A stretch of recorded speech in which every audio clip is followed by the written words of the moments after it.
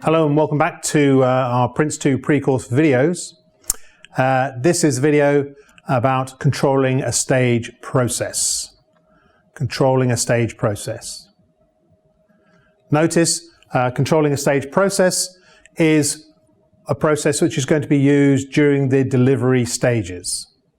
So this is predominantly where the project manager is going to be involved with organizing, coordinating how the project's products are delivered.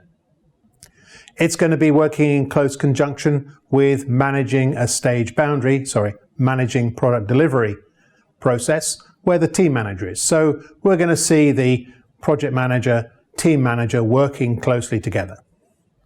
Remember, as a project manager, though you're working in controlling a stage process, you're coordinating all the work that's going on in the various work packages where the team managers are building the products.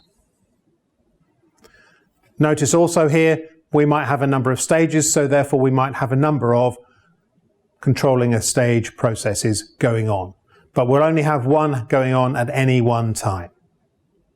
There might be a number of managing product delivery processes happening with a number of team managers. So remember, this is all about focusing on delivery. So for a project manager, this means assigning work.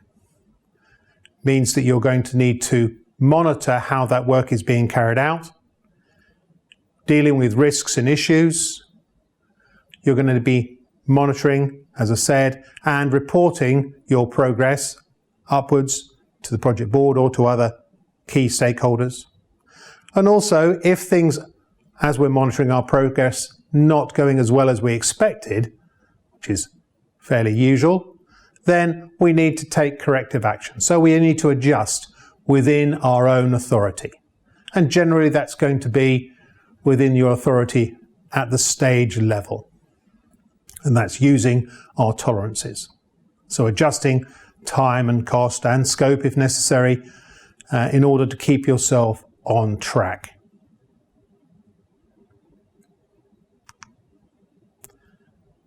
Now, the steps we need to consider when we're in controlling a stage. Firstly, once the project board have agreed that we can go ahead, so remember, between each stage we'll need to get authority to go ahead. This will be based on the approval of that next stage plan. Once that plan is approved, then we're into review stage status. So this process, which is your head, your laptop, your office walls, where we've got the plan on the wall, this is knowing where we are and keeping that up to date.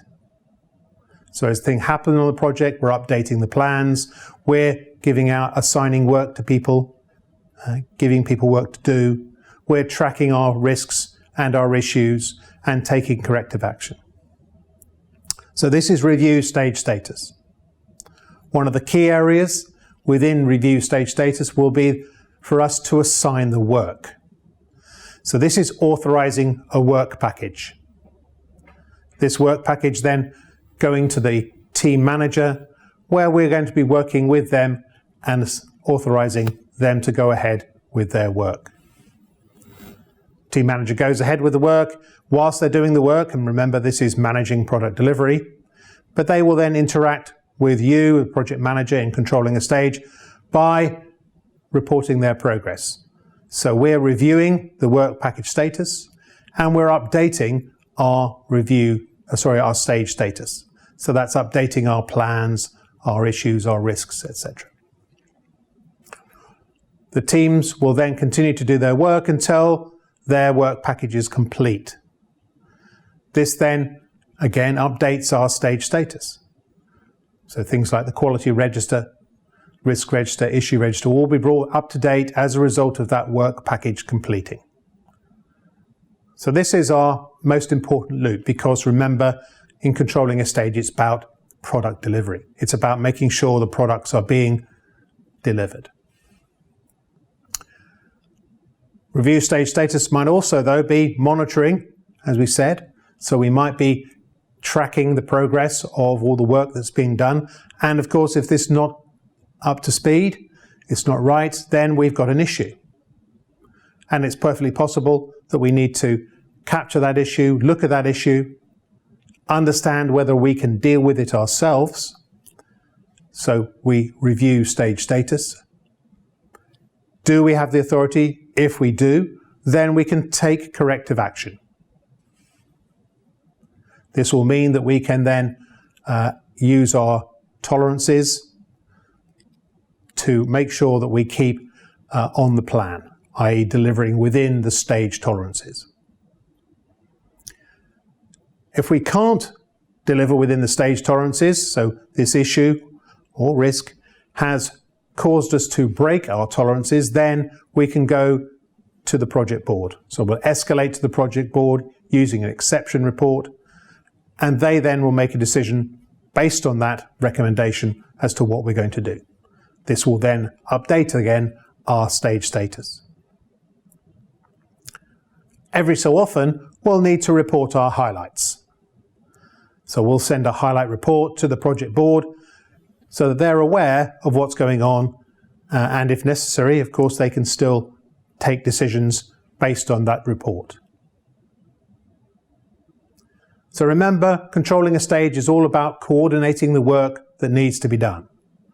There'll be a number of different team managers potentially. We need to coordinate how they deliver their work in order for us to keep on track in our project and meet our baselines. So this was a look at controlling a stage, helping you to understand what happens during this process, and it will be useful for you to use as revision on your course. Thank you very much.